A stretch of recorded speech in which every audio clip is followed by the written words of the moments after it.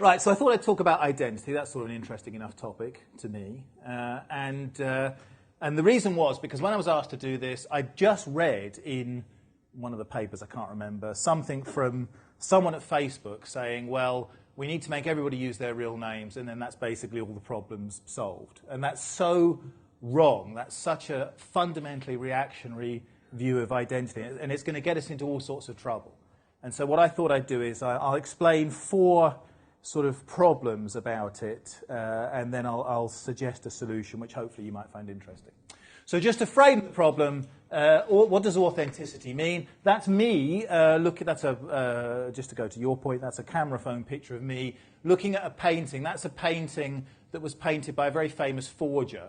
And because I'm not very good at presentations, I already can't remember the name that I wrote on my card. And he was incarcerated in, I think, Wakefield prison for forging masterpieces by, I think, French Impressionists.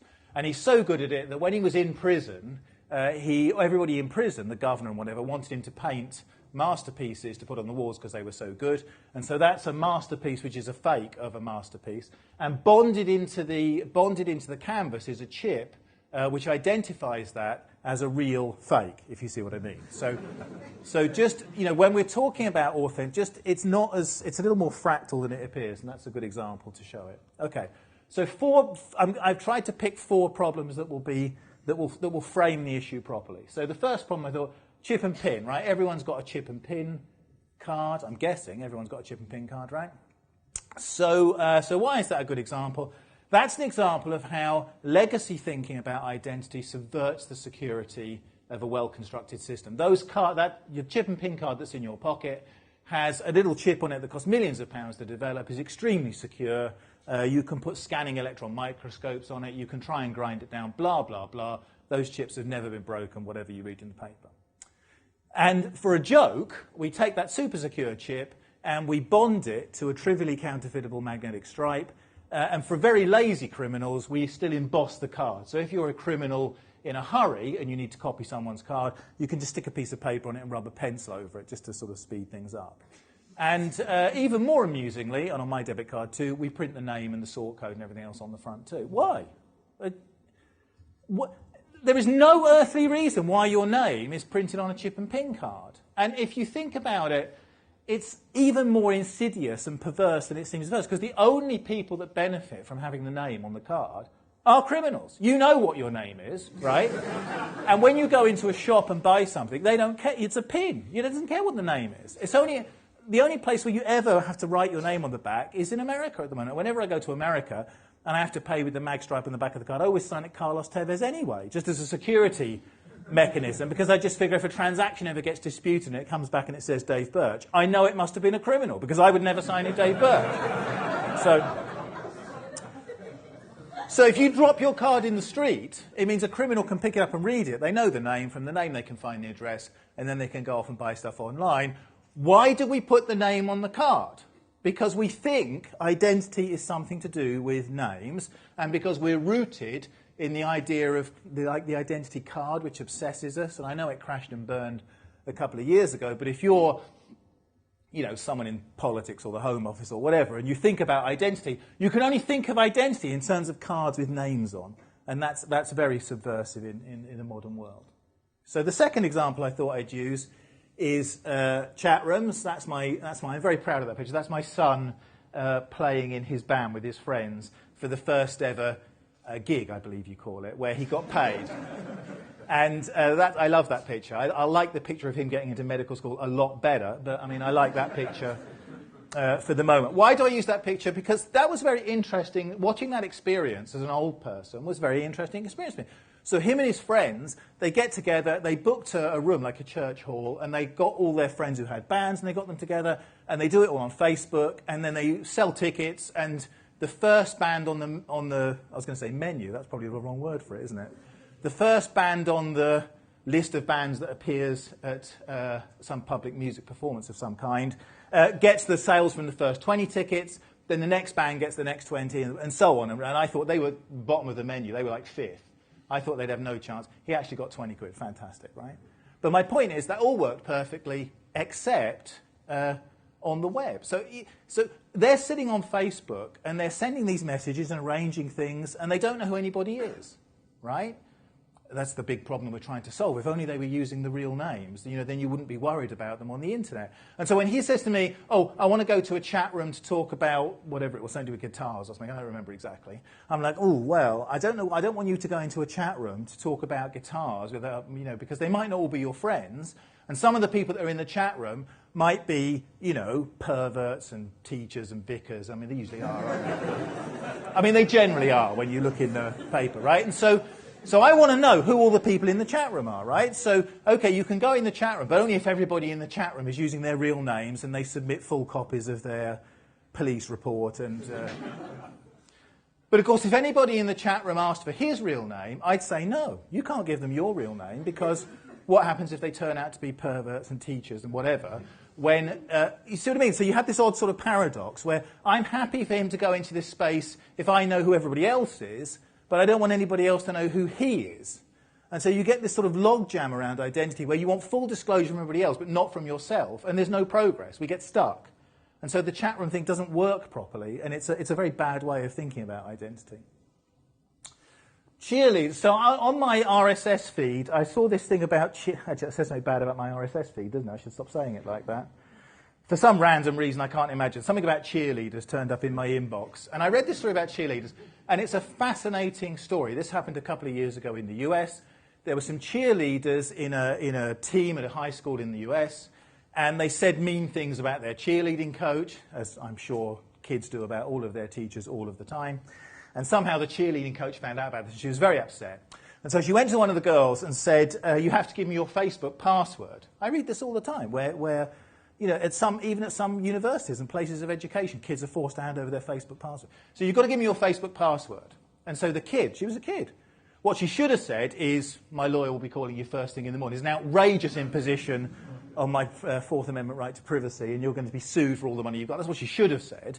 But she's a kid, so she hands over the password. The teacher can't log into Facebook because the school has blocked access to Facebook, right? So the teacher can't log into Facebook till she gets home. So the girl tells her friends, guess what happened? The teacher logged in. She knows. So the girls just all logged into Facebook on their phones and deleted their profiles. And so when the teacher logged in, there was nothing there.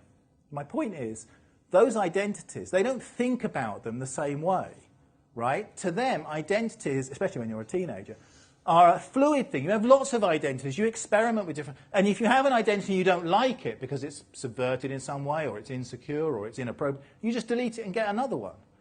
The idea that you have an identity that's given to you by someone, the government or whatever, and you have to stick with that identity and use it in all places, that's absolutely wrong. Why would you want to really know who someone was on Facebook unless you wanted to abuse them and harass them in some way? I mean, it doesn't work properly. And my fourth example is there are some cases where you really want to be... sorry, in case you're wondering, that's me at the G20 protest. I wasn't actually at the G20 protest, but I had a meeting at a bank. And we got on the day of the G20 protest. And I got an email from the bank saying, please don't wear a suit because it'll inflame the protesters. Obviously, I look pretty good in a suit, frankly, so you can see why it would drive them into an anti-capitalist frenzy. So I thought, well, look, if I don't want to inflame the protesters, the obvious thing to do is go dressed as a protester. So I went dressed completely in black, with like black balaclava, I had black gloves on, but I've taken them off to sign the visitors book. I'm wearing black trousers, black boot. I went dressed completely in black. I go into the bank at 10 o'clock. Oh, hi, I'm Dave Birch. I've got a 3 o'clock with so-and-so. They're, sure, and they sign me in. Look, there's my visitor's badge on the... So so this nonsense about, you've got to have real names on Facebook and whatever, that gets you that kind of security. That gets you security theatre, where there's no actual security, but people are sort of playing parts in a play about security. And as long as everybody learns their lines, everyone's happy. But it's not real security, right? So, especially because I hate banks more than the G20 protesters do, because I work for them. I know things are actually worse than these guys think. So... But suppose I worked next to somebody in a bank who was doing something, they were like, those people who take the money from banks and don't, they take the money, traders, that's the word I was thinking of. Suppose I was sitting next to a rogue trader, right, and I want to report it to the boss of the bank. So I log on to do a little bit of whistleblowing. I send a message, this guy's a rogue trader. That message is meaningless if you don't know that I'm a trader at the bank, right? If that message just comes from anybody, it has zero information value. There's no point in sending that message. You have to know that I'm... But if I have to prove who I am, I'll never send that message. It's just like the nurse in the hospital reporting the drunk surgeon, or, that message will only happen if I'm anonymous. So the system has to have ways of providing anonymity in it. Otherwise, we don't get where we want to get to. So 4 issues. Right, so what are we going to do about it? Well, what we tend to do about it is we think about Orwell's space, and we try to make electronic versions of the identity card that we got rid of in 1953. So we think, well, only if we had a card, call it a Facebook login, which proves who you are, and I make you carry it all the time, that solves the problem. And of course, for all those reasons I've just outlined, it doesn't, and it might actually make some problems worse. The more times you're forced to use your real identity, certainly in transactional terms, the more likely that identity is to get stolen and subverted. The goal is to stop people from using identity in transactions which don't need identity, which is actually almost all transactions. Almost all of the transactions you do are not who are you. They're are you allowed to drive the car? Are you allowed in the building? Are you over 18? Etc., etc. So my suggestion, I, like James, think that there should be a resurgence of interest in R&D. I think this is a solvable problem. It's something we can do about. Naturally, in these circumstances, I turn to Doctor Who. Because in this, as in so many other walks of life, Doctor Who has already shown us the answer. So I should say for some of our foreign visitors, Doctor Who is the greatest living scientist in England and a beacon of truth and enlightenment to all of us. And this is Doctor Who with his psychic paper, right? Who's seen... Come on, you guys must have seen Doctor Who's psychic... You're not nerds if you say yes. Who's seen Doctor Who's psychic paper? Oh, right, you were in the library the whole time studying, I guess. Is that what you're going to tell us? Doctor Who's psychic paper is when you hold up the psychic paper, the person in their brain sees the thing that they need to see, right? So I want to show you a British passport. I hold up the psychic paper. You see a British passport. I want to get into a party. I hold up the psychic paper. I show you a party invitation. You see what you want to see. So what I'm saying is we need to make an electronic version of that, but with one tiny, tiny change, which is that it'll only show you the British passport if I've actually got one. It'll only show you the party invitation if I actually have one. It will only show you that I'm over 18 if I actually am over 18. But nothing else. So you're the bouncer at the pub, and you need to know that I'm over 18. Instead of showing you my driving license, which shows you that I know how to drive, what my name is, my address, all these kind of things, I show you my psychic paper, and all it tells you is, am I over 18 or not? Right. Is that just a pipe dream? Of course not, otherwise I wouldn't be here talking to you. So in order to build that and make it work, I'm only going to name these things, I'm not going to them. We need a plan, which is we're going to build this as an infrastructure for everybody to use and solve all of these problems. We're going to make it a utility. A utility has to be universal. You can use it everywhere. I'm just giving you little flashes of the technology as we go along. That's a Japanese ATM. The fingerprint template is stored inside the mobile phone.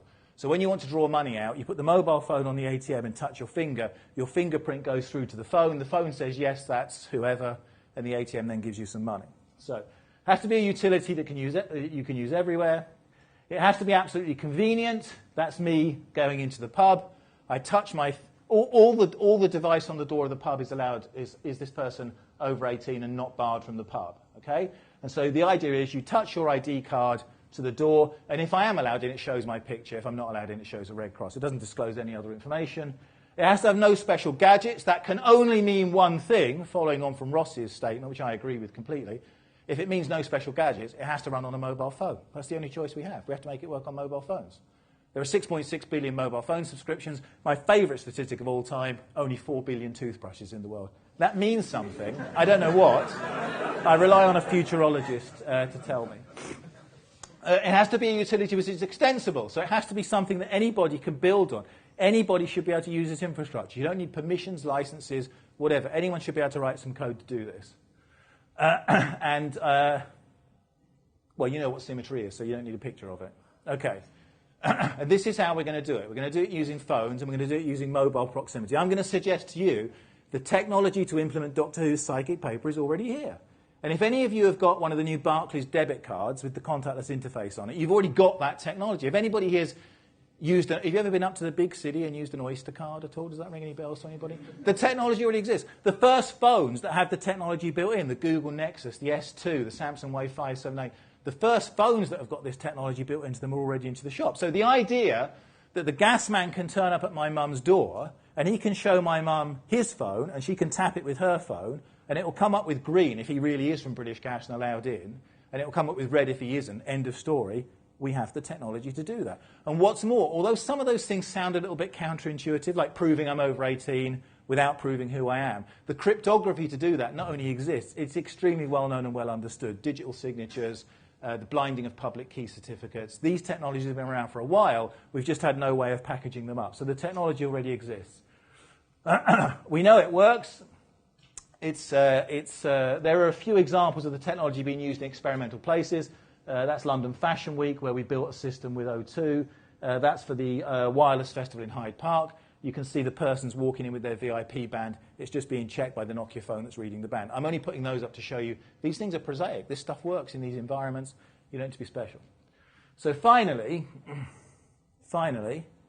I know that you can do this because if you saw the episode of Doctor Who, the Easter special of Doctor Who, where he went to Mars in a bus, I should say again for our foreign students, that doesn't happen in every episode. This was a very special case.